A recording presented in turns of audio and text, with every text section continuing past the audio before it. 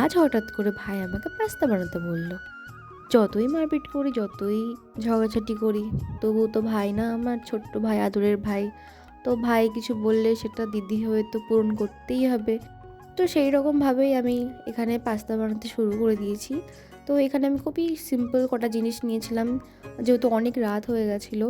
তো এখানে আমি একটা পেঁয়াজ নিয়েছি, 3-4 কোয়া মতো রসুন নিয়েছি, 3-4টে লঙ্কা নিয়েছি, আর একটা ডিম নিয়েছি। তো দেখতেই পাচ্ছ এখানে আমি লঙ্কা কুচি কুচি করে কেটে নিয়েছি, তারপর পেঁয়াজ।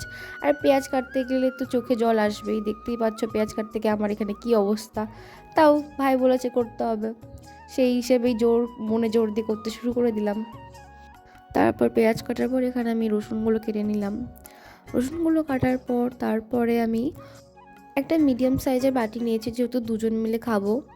তো ওই মিডিয়াম সাইজের বাটিটা নিয়ে ওর ভেতরে জল দিয়ে গ্যাসটা জ্বালিয়ে একটু নুন দিয়ে হালকা নেড়ে চেড়ে তারপরে পাস্তাগুলো আস্তে আস্তে দিয়ে দিলাম। এখানে আমি মিনিমাম 10 মিনিট মতো ফুটিয়েছি। ফোটানোর পর তারপর একটা চামচ দিয়ে দেখে নিলাম যে সিদ্ধ হয়েছে কিনা। তখন দেখলাম না, যে বেশ ভালো করে সিদ্ধটা হয়ে গেছে, আর চামচ দিয়ে দিলেই 2 টুকরো হয়ে চলে আসছে।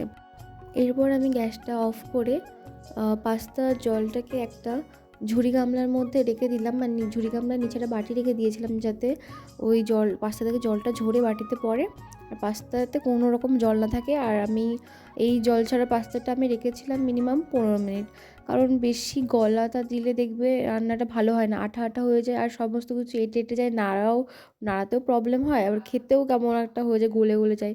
তো 15 মিনিট পর ভালো করে আমি শুকিয়ে নিয়েছি। এরপর দেখো আমি এর আগেই আমি ডিম ফাটিয়ে পেঁয়াজ দিয়ে লঙ্কা দিয়ে নুন দিয়ে রেখে দিয়েছিলাম। এখানে দেখো আমি কড়াইতে তেল দিয়ে ভালোভাবে ডিমটাকে ভেজে নিয়েছি। ভেজে নেওয়ার পর আমি ছোটো ছোটো টুকরো করে নেব, যেহেতু এটা পাস্তা, তো টুকরো তো করতে হবে।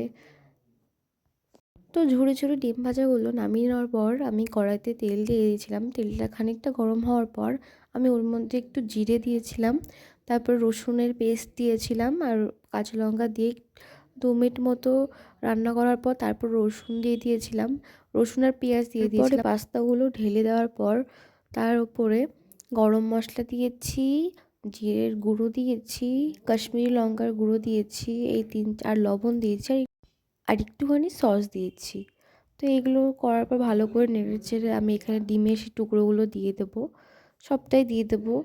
তো সব কিছু ভালো করে মিক্স করলে রেডি আমাদের সিম্পল পাস্তা। তো এখানে আবার পাস্তার উপরে কিছু কাঁচা পেঁয়াজ আর সস দিয়ে রেডি আমার ভাইয়ের জন্য গরম গরম পাস্তা।